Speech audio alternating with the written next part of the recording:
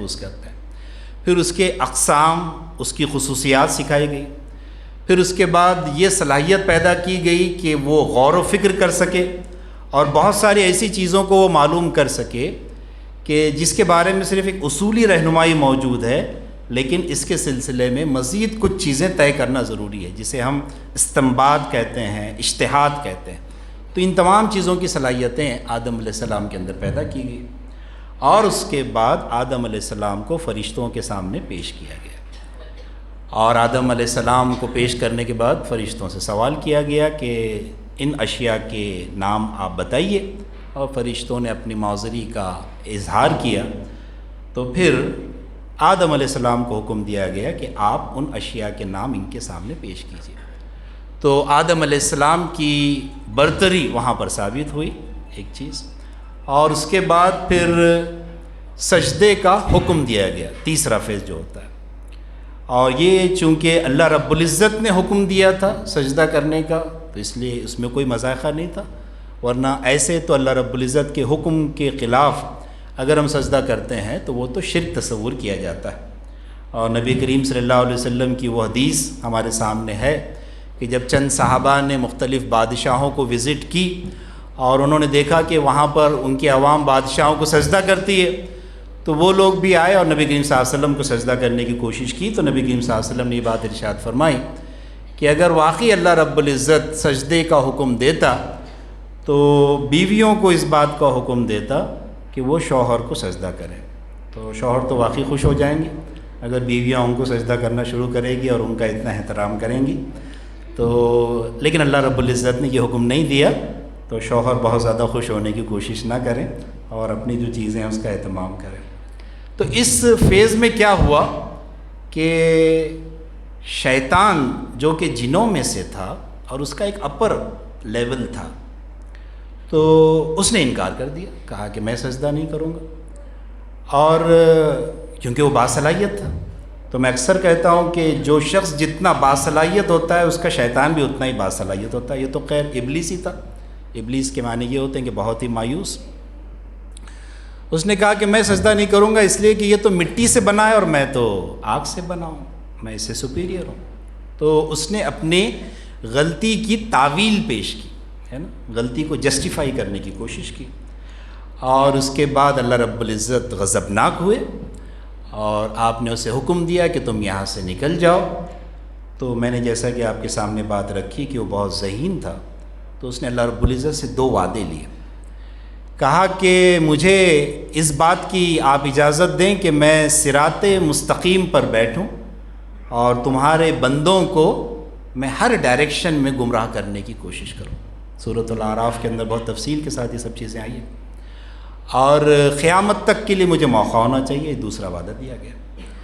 تو اللہ رب العزت چونکہ ایک پاور ہے، ایک طاقت کا نام ہے، قوی ہے اللہ رب العزت، اور ایبسلیوٹ پاور ہے. میں کہتا ہوں ایبسلیوٹ پاور، یعنی پاور کو لے کر جو ہمارا امیجنیشن ہو سکتا ہے، پاور کیا چیز، کس چیز کا نام ہے، تو جہاں ہمارا امیجنیشن ختم ہوگا اللہ رب العزت کا پاور وہاں سے سٹارٹ ہوگا.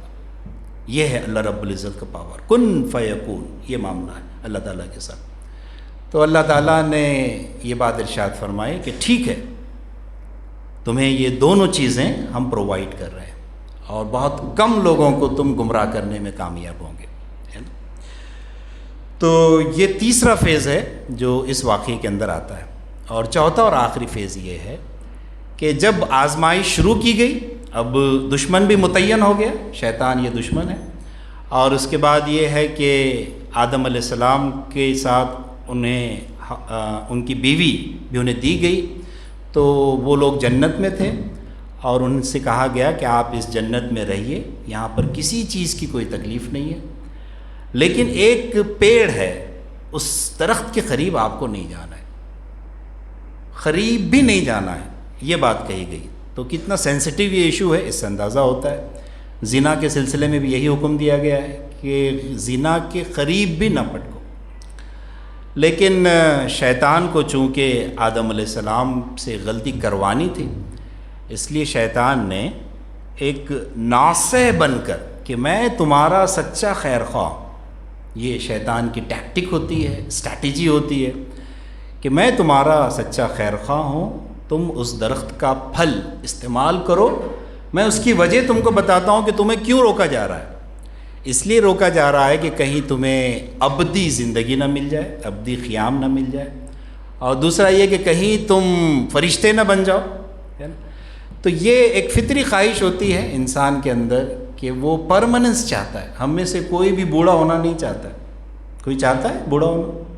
نہیں چاہتا۔ لیکن دنیا میں جو فزیکل نظام ہے اس میں ہم کو بوڑھے ہونا ہی ہے۔ ہماری یہ فطری خواہش تکمیل کب پائے گی؟ جنت میں۔ جنت کے بارے میں یہ بات آتی ہے کہ ہر جمعہ کو وہاں ایک اجتماع ہوگا، سبھی جنتی جمع ہوں گے، پھر ایک ایسی ہوا چلے گی کہ جس کے نتیجے میں ہر ایک کی خوبصورتی میں مزید اضافہ ہو۔ آج کل تو یہ سہولت نہیں ہے۔ ہماری انڈیا کی جو کیپٹل ہے وہ دنیا کی نمبر 1 سٹی ہے، پولیوٹیڈ سٹی کے اندر، تو ہم کو کہیں نہ کہیں تو نمبر 1 ہونا تھا، تو ہم یہاں پر نمبر 1 ہو گئے۔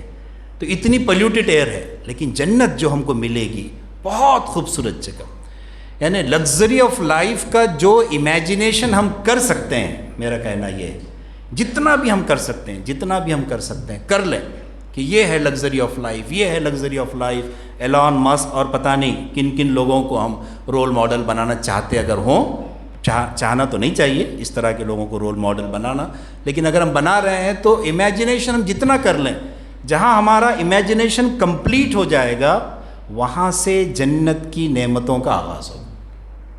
یہ بات بھی حدیث کے اندر کہ آخرت میں ایک ایسے شخص کو لایا جائے گا جسے دنیا کی ہر نعمت ملی تھی، اور اسے دوزخ میں ڈالا جائے گا اور پھر نکالا جائے گا، اور اس سے پوچھا جائے گا کہ کیا تو نے دنیا کی زندگی میں نعمتیں کبھی دیکھی ہے؟ وہ کہے گا نہیں، میں نے کبھی نعمتیں نہیں دیکھی، مجھے کبھی کوئی فیسلٹی نہیں ملی۔ پھر اس کے بعد ایک شخص کو بلایا جائے گا جس نے دنیا کے اندر بہت مشکل حالات میں کام کیا، اسے فیسلٹیز کبھی نہیں ملی، اسٹرگل کیا اس نے زندگی کی آخری سانس تک، اپنی ایمانداری کا لٹمس ٹیسٹ دیا اور اسٹرگل کرتا رہا، تو اسے جسٹ جنت کے اندر ایک غوطہ دیا جائے گا، جسٹ ٹچ کروایا جائے گا۔ پھر اس سے پوچھا جائے گا کہ کیا کبھی تم نے تکلیف کا سامنا بھی کیا ہے؟ وہ کہے گا کہ خدا کی قسم اللہ، میں نے کبھی کسی تکلیف کو محسوس نہیں کی۔ تو یہ ہے الٹیمیٹ جنت، ہے نا؟ تو یہ ہے وہ واقعہ۔ اب میں اپنی گفتگو کو سم اپ کرتے ہوئے اس واقعے سے ہمیں کیا چیزیں حاصل ہوتی ہیں وہ میں آپ کے سامنے رکھتے ہوئے اپنی گفتگو کو مکمل کرنے کی کوشش کروں۔ دیکھیے، پہلی چیز جو اس واقعے میں ہمارے سامنے رکھی گئی وہ یہ کہ انسان کو خلیفہ بنایا گیا۔ تو خلیفہ بنایا گیا تو آبجیکٹیو کیا دیا گیا؟ یہ سوال ہمارے سامنے آنا چاہیے۔ تو آبجیکٹیو جو دیا گیا ہے وہ یہ ہے کہ عدل کو قائم کرنا ہے، ظلم کا خاتمہ کرنا ہے، رائٹ؟ اس لیے پاور چاہیے۔ تو جو پاور دیا گیا ہے فرسٹ وہ ہے علم کا پاور دیا گیا۔ کہا گیا کہ ہم نے آدم علیہ السلام کو علم کی روشنی میں پیدا کیا ہے۔ وہ جو ڈاروین کی تھیری ہے نا کہ پہلے انسان بندر سے پھر انسان بنا، تو پتہ نہیں وہ ان بندروں کا کیا قصور ہے جو اب تک انسان نہیں بن سکے۔ اور اسی ڈاروین تھیری کے اگینسٹ میں ایک تھیری ہے آپ کے انٹیلیجنٹ ڈیزائن کی، ہے نا، انٹیلیجنٹ ڈیزائن کی۔ تو اس پر اس وقت امریکہ میں بحث چل رہی ہے کہ اس کو اسکولوں کے اندر بھی پڑھایا جانا چاہیے اور اس کے لیے قانون پاس ہونا چاہیے۔ ابھی اس تھیری کے اوپر بین، تو ڈاروین تھیری بھی پڑھائی جائے اور انٹیلیجنٹ ڈیزائن یہ بھی تھیری پڑھائی جائے۔ تو علم کی روشنی میں انسان کی شروعات ہوئی۔ ہمارے اپنے ملک کے اندر ایک تحریک چل رہی ہے، مول نواسی کی تحریک، کہ اس انڈیا میں رہنے والے جتنے لوگ ہیں ہم سب یہاں کے مول نواسی ہیں۔ ہم جو مومنین ہیں اس سے ایک اسٹیپ آگے بڑھ کر یہ کہتے ہیں کہ دنیا کے اندر اصل چیز جس پر گفتگو ہونی چاہیے وہ یہ کہ ہر انسان کا جو مول دھرم ہے وہ اسلامی تھا، کیونکہ ہر انسان کا جو آغاز ہوا ہے وہ آدم علیہ السلام سے ہوا ہے، اور آدم علیہ السلام کو اسلام لے کر اس دنیا میں بھیجا گیا تھا، اسلام دے کر اس دنیا میں بھیجا گیا تھا۔ تو علم کی بنیاد پر ہم کو آگے بڑھنا ہے، یہ پہلا سبق۔ اور علم کی اہمیت کتنی ہے میں سمجھتا ہوں کہ اس مجلس میں اس کا تذکرہ کرنے کی ضرورت نہیں ہے، لیکن صرف ایک چیز کا میں تذکرہ کرنا چاہتا ہوں، وہ یہ کہ مکہ ہی میں سورہ فرقان کے اندر ایک آیت، سورہ فرقان نازل ہوئی تو اس میں ایک آیت آپ اس سے گزریں گے جس میں یہ بات کہی گئی کہ نبی کریم صلی اللہ علیہ وسلم سے مخاطبت کر کے کہا جا رہا ہے کہ اے نبی کریم صلی اللہ علیہ وسلم آپ کافروں کی بات کو ہرگز نہ مان۔ کافر آپ کو پریشرائز کر رہے تھے کہ کچھ کمپرومائز کر لیجئے، تو حکم دیا گیا کہ آپ بالکل ان کی بات کو مت مانیں اور اس قرآن کو لے کر ان کے ساتھ جہاد کیجیے، اور یہ جہاد کبیر ہے۔ اب آپ کے ذہن میں ایک سوال آ سکتا ہے کہ قرآن کو لے کر جہاد کیسے کیا جائے؟ تو قرآن کو لے کر جہاد علمی سطح پر، انٹلیکچول لیول پر مکالمہ کرنا، گفتگو کرنا، ڈائیلاگ کرنا، اپنی بات کو لوگوں کے سامنے بڑے سلیقے کے ساتھ رکھنا، دل کی گہرائی سے رکھنا، دل نشین انداز سے رکھنا۔ تو علم کی یہ ایک ہمارے پاس بڑی غیر معمولی اہمیت ہے، تو یہ پاور آدم علیہ السلام کو دیا گیا۔ اس کے بعد یہ کہ یہ بات بھی واضح کر دی گئی کہ تمہارا جو مقابلہ ہے وہ مقابلہ ایک بہت بڑے دشمن سے بھی ہے، شیطان سے تمہارا مقابلہ ہے، تو تمہاری تیاری کیسی ہونی چاہیے، اور وہ شیطان بہت پرعزم بھی ہے۔ آپ شیطان کے عزم کو بھی ملاحظہ فرمائیں، وہ کہہ رہا ہے کہ میں ان تمام لوگوں کی اکثریت کو بہکا دوں گا، ہے نا؟ تو اس کا عزم کتنا بڑا ہے، تو اتنا بڑا ہمارا دشمن ہے تو ہمارے مقابلے کی تیاری بھی ویسی ہونی چاہیے۔ چنانچہ خود احتسابی کے سلسلے میں ایک مثال دی جاتی ہے کہ انسان کے اندر خود احتسابی کی کیفیت ہے یا نہیں، اس کو کیسے چیک کریں؟ تو اس کا معاملہ ایسا ہونا چاہیے کہ جیسے ہم کوئی بزنس پارٹنر ہیں، ہم نے کسی ایسے آدمی کو بزنس پارٹنر بنایا ہے جو بہت انٹیلیجنٹ ہے لیکن اتنا ہی بڑا شاطر اور دھوکے باز بھی، تو ایسے اگر آدمی کو آپ بزنس پارٹنر بنائیں گے تو آپ اس سے کتنے الرٹ رہیں گے، اس لیے کہ آپ کو تو پروفٹ گین کرنا ہے لیکن آپ اس کی ایک ایک چیز سے باخبر رہنے کی کوشش کریں۔ تو اسی طریقے کا معاملہ شیطانی وساوس کے ساتھ سلسلے میں ہمارے پاس ہونا چاہیے، اور اس کو دو اختیارات بھی دیے گئے، میں نے اس کا تذکرہ کیا۔ تو پہلا سبق ہم کو اس پورے واقعے سے یہ ملتا ہے کہ ہمیں علم کے میدان میں آگے بڑھنا ہے، بہت مضبوط عزم کے ساتھ آگے بڑھنا ہے، اور شیطان کو ڈیفیٹ دینے کے ارادے کے ساتھ آگے بڑھنا ہے۔ دوسری چیز جو ہم کو یہ ملتی ہے وہ یہ کہ دیکھیے شیطان کبھی بھی ہمارے سامنے اس طریقے سے نہیں آئے گا کہ میں تمہارا بہت بڑا دشمن ہوں، بلکہ وہ اس طریقے سے ہمارے سامنے آئے گا کہ میں تمہارا سب سے اچھا ناصح ہوں، میں تمہاری بھلائی کی بات کر رہا ہوں۔ تو وہ یہ پوری کوشش کرے گا کہ برائی کو برائی کے طور پر بھی پیش نہیں کرے گا، بلکہ برائی کو ایک نیسیسٹی کے طور پر پیش کرنے کی کوشش کرے گا۔ میں ایک مثال آپ کے سامنے رکھنا چاہتا ہوں، شراب کو آپ لے لیجئے۔ شراب کے سلسلے میں جب اس کو بین کرنے کی بات آتی ہے تو جو شیطانی قوتیں ہیں وہ کیا لاجک پیش کرتی ہیں؟ ارے بھائی شراب جب بکتی ہے تو اس سے جو ایکسائز ڈیوٹیز ملتی ہیں وہ حکومت کے خزانوں کو بھرتی ہے۔ کیا آپ چاہتے ہیں کہ ہم پیسے حاصل کر کے عوام کی ترقی نہ کریں؟ یہ بہت ہی آرتھوڈاکس مینٹیلٹی ہے، اسلام نے اسی کو رد کیا۔ شراب کو جب بین کیا گیا تو یہ نہیں کہا گیا کہ اس کے اندر فائدے نہیں ہیں، قرآن ہم پڑھیں اس میں یہ بات آتی ہے کہ اس میں فائدے ضرور ہیں لیکن نقصان کا پہلو بہت زیادہ ہے۔ اب آپ سوچیں گے کہ صاحب اس کے اندر فائدے کیا ہیں؟ میں ایک فوڈ ٹیکنالوجسٹ ہوں تو ان چیزوں سے واقف ہوں کہ لوگ شراب کے کیا فائدے بتاتے ہیں کہ اگر منیمم اس میں لیا جائے، لیکن وہ بہت نقصان دہ ہے۔ تو آپ کے ذہن میں کیا ہے کہ اس وقت سائنس تو اتنی ترقی نہیں ہوئی تھی کہ وہ شراب کے صحت کے عنوان سے فائدے انہوں نے دریافت کر لیے ہوں گے؟ نہیں، یہ فائدے اس وقت نہیں تھے۔ اس وقت کیا فائدہ تھا پھر مکہ میں؟ اہل مکہ جب شراب کے نشے میں دھت ہو کر جوا کھیلتے تھے تو جوئے میں جتنی رقم جیتتے تھے اس میں کا ایک درہم بھی اپنے ساتھ لے کر نہیں جاتے تھے، تمام غربا کے اندر تقسیم کر دیتے تھے۔ تو غریب لوگوں نے کہا کہ جب یہ نشے میں ہوتے ہیں تب ہمارے لیے بڑے مفید ہوتے ہیں، اور آپ نے اسی کو بین کر دیا۔ لیکن اسلام نے کہا کہ اس میں نقصان کا پہلو بہت زیادہ ہے۔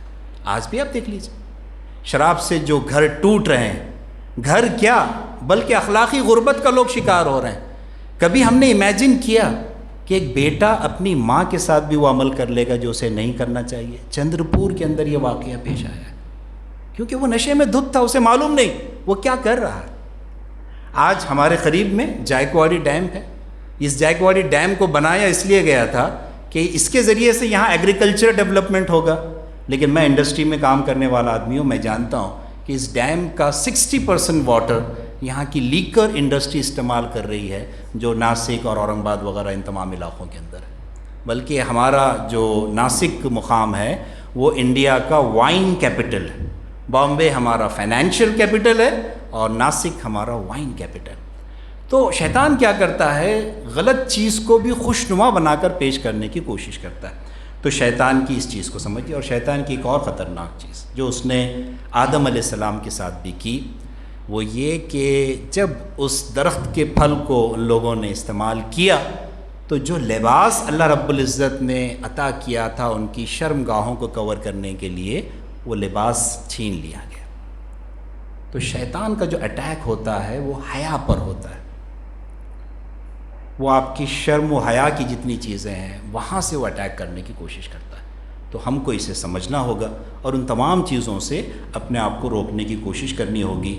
تو رجوع الی اللہ یہ ایک بہت بڑا میسج ہے کہ ہم اس دنیا میں رہتے ہوئے ہر وقت اپنے رخ کو اللہ رب العزت کی طرف رکھیں، ہر اس چیز کو اختیار کریں جس کا حکم اللہ تعالیٰ نے دیا، اور ہر اس چیز کو ترک کر دیں جس کا حکم اللہ تعالیٰ نے نہیں دیا۔ اگر ہم اللہ تعالیٰ کی طرف اپنا رخ رکھیں گے تو پھر دنیا کی تمام چیزیں ہماری قدموں میں ہوگی۔ میں ایک مثال کے ذریعے آپ کو سمجھاتا ہوں کہ اگر ہمارا رخ سورج کی طرف ہے، اور آپ تھوڑی دیر کے لیے سورج کو خدا سمجھ لیں، اور اللہ رب العزت کی طرف آپ کا رخ ہے، تو آپ سورج کی ڈائریکشن میں چلتے جائیں گے تو آپ کا سایہ آپ کے پیچھے چلے گا یا آپ کے آگے چلے گا۔ لیکن اگر آپ نے اللہ اور اس کی تعلیمات سے پیٹھ موڑ لی اور آپ سائے کو حاصل کرنے کی کوشش کریں گے تو آپ کامیاب ہوں گے کہ ناکامیاب ہوں گے؟ ناکام۔ تو سایہ دنیا ہے، سورج اللہ تعالیٰ ہے، رخ اس کی طرف رکھی۔ آدم علیہ السلام نے بھی جیسی محسوس کیا کہ مجھ سے غلطی ہو گئی تو انہوں نے جسٹیفائی نہیں کیا اپنی غلطی کو۔ اللہ تعالیٰ، وہ شیطان نے بہت ہی ناصح بن کر آیا تھا اور ایسا پیش کیا ہمارے سامنے، میں چاہتا تھا کہ آپ کی محبت میں یہی رہوں، میں کہیں نہ جاؤں، اس لیے میں نے یہ چیز کر لی، مجھے درگزر کیجیے۔ نہیں، بلکہ کہا کہ مجھ سے واقعی غلطی ہوئی۔ بلکہ جو کلمات سکھائے گئے وہ بھی بہت غیر معمولی ہے کہ ہم نے اپنے اوپر ظلم کیا، یہ الفاظ اس کے اندر آئے۔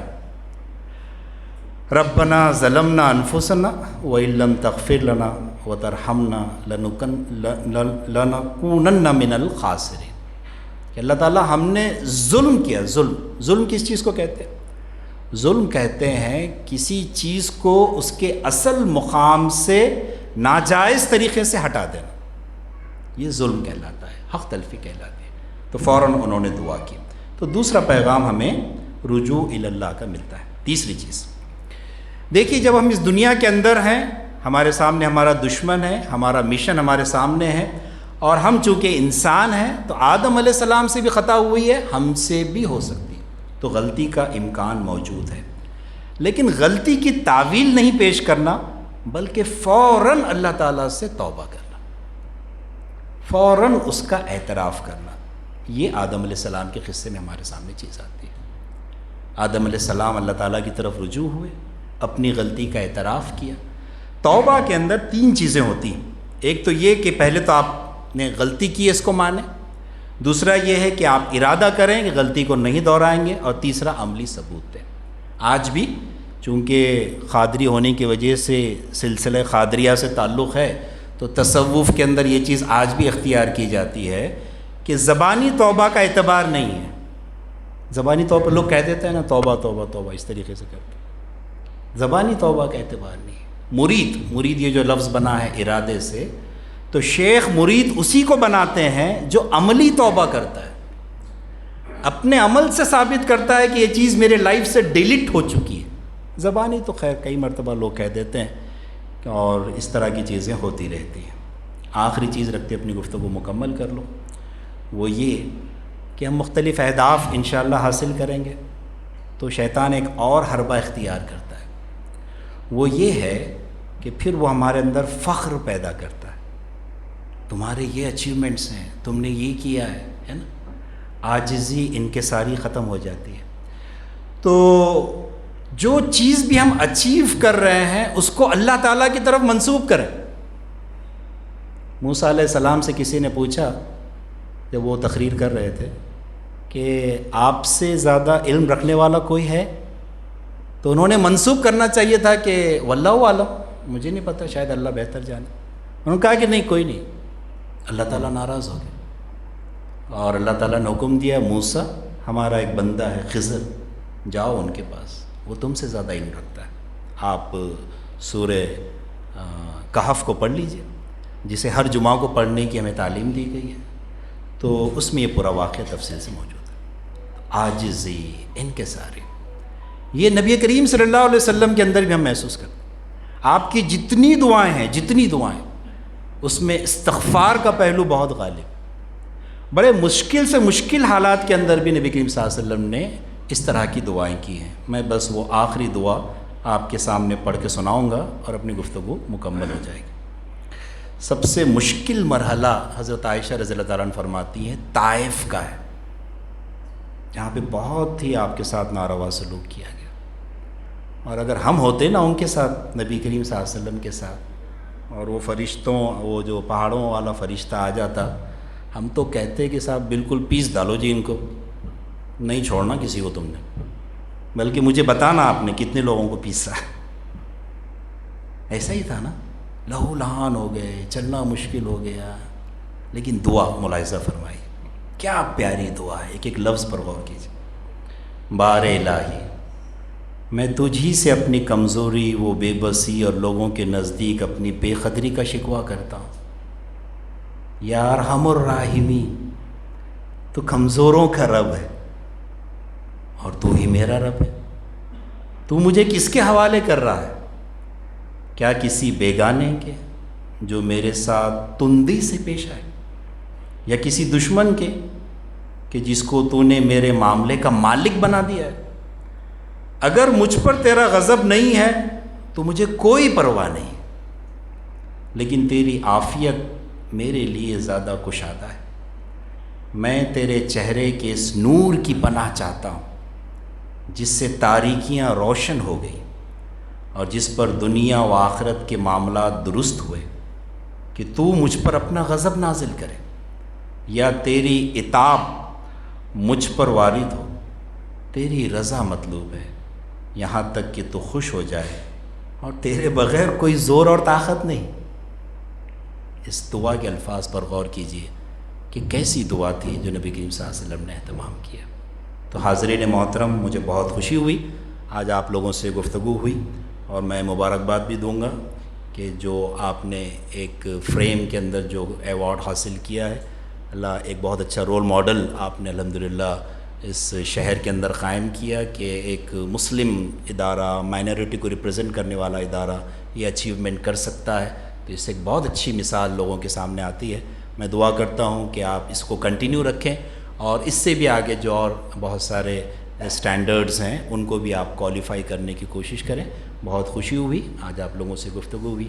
اللہ تعالی ہم سب لوگوں کو اس قصے آدم سے جو کچھ بھی سبق ملے ہیں اسے اپنی زندگی میں اختیار کرنے کی توفیق عطا فرما، اور اس کے تقاضوں کو پورا کرنے والا بنا۔ سبحان ربک رب العزت عما یصفون والسلام علی المرسلین والحمد للہ رب العالمین۔ جزاکم اللہ خیر کثیرہ و حسن الجزا۔ جناب ضمیر قادری صاحب انتہائی مؤثر انداز میں ہماری رہنمائی فرما رہے تھے، جیسا کہ انہوں نے خواہش کا اظہار کیا تھا، اور وہ آلریڈی ہمارے پروگرام میں ہے کہ عنوان سے متعلق اگر کسی کے ذہن میں کچھ سوال ہے تو پوچھ سکتے ہیں۔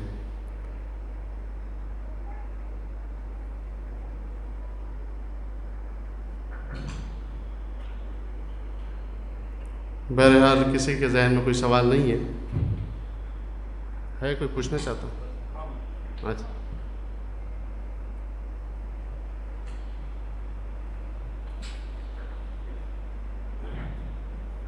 السلام علیکم جی۔ ہمارا سوال ایسا ہے جمی صاحب، آپ کا جو حضرت آدم علیہ السلام کا جو واقعہ ہے قرآن سے، اس سے پہلے کا سوال ہے۔ سننے میں ایسا ہے، کیا یہ سچ ہے بتا رہے ہیں کہ روئے زمین پر جب اللہ تعالیٰ نے इंसानों से पहले यहाँ पर जिन हुआ करते थे, और वो जिन में से एक जो शैतान इब्लिस यहाँ पर बताया गया है वो उनका बच्चा था, और इतना नाफरमानी कर दिया अल्लाह की जिन्होंने कि अल्लाह ने जो है क्या बोलते हैं हुक्म दे दिया कि जाओ और सब खत्म करो। उसके बाद जो सिर्फ एक वाहिद जो बच्चा बचा था वो था ये हमारा शैतान। अल्लाह का फरमान आया कि भाई जाओ उसे फरिश्तों को भी लेकर आया ऊपर, और इसकी क्या बोलते से इसकी जो है पूरी देख रेख आप करो, क्या ये बात सही है और कहाँ पर ऐसा कुछ लिखा हुआ कुछ आप इसके बारे में।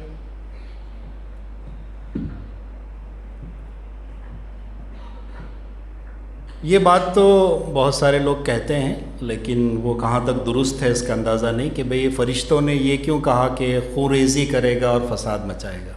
तो इसकी तशरीह में जो बात लिखी गई वो ये कि इससे पहले भी कोई मखलूक थी इस ज़मीन के ऊपर जिसने बड़ा फसाद मचाया था, और वही जिन्नात वगैरह के मुताल्लिक़ है, और ये भी चूँकि जिन था तो ये बात कही जाती है। लेकिन ये कितनी दुरुस्त है, बहुत हम कुरान की बुनियाद पर इसको नहीं कह सकते हैं, क्योंकि कुरान में तो जो भी क़िस्से बयान किए गए हैं वो उसमें जो तर्ज़ इख्तियार किया गया है वो इजमाल का है, यानी बहुत तफसीलात बयान ना करते हुए ख़ुलासे के तौर पर जो प्रिंसिपल चीज़ें हैं वो रखी गई हैं। यही तरीक़ा है मुख्तलिफ़ जगह पर, इसलिए ये तफसीलात कुरान में तो नहीं है। अब अहादीस के हवाले से लोग पेश करते हैं तो उसमें ये थोड़ा सा एक रिस्क रहता है कि बहुत सारी इसराइली रिवायात हैं जो हमारे अहादीस के अंदर शामिल कर ली जाती हैं, तो जिसके नतीजे में फिर हमारा जो अटेंशन है वो डाइवर्ट हो जाता है। तो फिर अब सवाल ये है कि हमने करना क्या चाहिए। तो हमने ये चाहिए करना कि अब जो चीज़ हमारे इल्म में नहीं है उसको छोड़ दें, बहुत ज़्यादा उस पर गुफ्तगू ना करें, और असल जो चीज़ जिस मकसद के लिए वो क़िस्सा सुनाया जा रहा है तो उस पर अपनी तवज्जो को मरकूज़ रखें। और मैं ऐसे मौके पर लोगों से कहता हूँ कि भाई हम इतना सब्र नहीं कर सकते, हमको मालूमात चाहिए, है ना, मालूमात के हम हरीस होते हैं। तो मैं कहता हूँ कि भाई ज़िंदगी बहुत मुख्तसर है, कोशिशें ऐसी कीजिए कि जन्नत में पहुँच जाए। कि जन्नत में टाइम ही टाइम है और वहाँ पर अल्लाह ताला ख़ुद मौजूद हैं, तो वो इल्म का सोर्स हैं, इन तमाम चीज़ों को इंशाअल्लाह मालूम कर लेंगे। तो ऐसी चीज़ें जिसके लिए हमारे पास बहुत ऑथेंटिक बेस नहीं है, हम बहुत आगे ना जाएं, जाकर रुक जाएं, और असल चीज़ जिस पे कुरान फोकस करना चाह रहा है हम उस पर फोकस करने की कोशिश करें। जज़ाकल्लाह।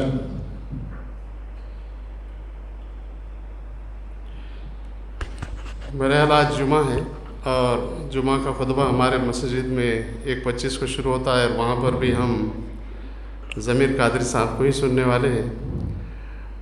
तो रस्मी तौर पर नहीं, बल्कि मैं हमेशा एक हदीस पढ़ता हूँ कि ला यशकुरुन्नास मन ला यशकुरुल्लाह, वो शख्स अल्लाह सुब्हानहू व तआला का शुक्रगुज़ार नहीं हो सकता जो बंदों का शुक्रिया अदा ना करे। अपनी बालाए तक मसरूफियात के बावजूद भी ज़मीर कादरी साहब ने बहुत शॉर्ट नोटिस पर हमारे दावत कबूल की और मौसर अंदाज में हमारी रहनुमाई फरमाई, और हज़रत आदम अलैहिस्सलाम के वाक़े से जो असबाब हमको मिलने उस पर रोशनी डाली। मैं इंतज़ामिया की जानिब से आपका ममनून व मशकूर हूँ। उसी तरीके से ये जो प्लेटफॉर्म है गुज़िस्ता 4 सालों से, और ये 5वां साल हमारे प्रिंसिपल साहब ने हमको मुहैया करवाया है, और रमज़ान को हमारे और ज़्यादा खुशनुमा और अच्छा बनाने के लिए हमको मौका फ़राहम किया है। मैं तमाम असातिज़ा की जानिब से, तमाम स्टूडेंट्स की जानिब से प्रिंसिपल साहब का शुक्रिया अदा करता हूँ। उसी तरीके से आए हुए तमाम सामईन का दिल की अमीर गहराइयों से शुक्रिया अदा करता हूँ। और एक ऐलान ये है कि ये सिलसिला यहाँ से आगे चलने वाला है, और ये आज की जो व्याख्यान माला है, ये जो पुष्प माला हम इसे कहते हैं, कि उसका पहला फूल जो है ज़मीर कादरी साहब ने पुरोया है। व्याख्यान माले साथ से पहले पुष्प त्यांनी गुंफलेलं आहे, उद्या दूसरा पुष्प जो है, दूसरा फूल जो है मौलाना इरफान काशिफ़ी साहब हज़रत नूह अलैहिस्सलाम के उन्वान पर यहाँ पर हमारे सामने पेश करेंगे। मैं आप तमाम से गुजारिश करता हूँ कि कल आप मौजूद रहे, अपने दोस्त अहबाब को भी इसके अंदर बुलाए, अपने घर वालों को भी यहाँ पर लाए। रसूल अकरम सल्लल्लाहु अलैहि वसल्लम की एक हदीस है कि कोई शख्स अगर किसी को नेकी की तरफ दावत दे तो करने वाले को भी उतना ही सवाब, बुलाने वाले को भी उतना ही सवाब मिलेगा जितना करने वाले को मिलेगा, और करने वाले के सवाब में से कोई कमी नहीं होगी। आप तमाम से गुजारिश है कि दोस्त अहबाब के साथ यहाँ शिरकत करें। اللہ سبحانہ و تعالیٰ سے دعا ہے کہ رب العالمین ہمارے یہاں جمع ہونے کو قبول فرمائے. سبحان اللہ بحمدہ سبحانک اللہم و بحمدک ونشہد ان لا الہ الا انت نستغفرک ونتوب الیک. سبحان ربک رب العزت عما یصفون وسلام علی المرسلین والحمد للہ رب العالمین.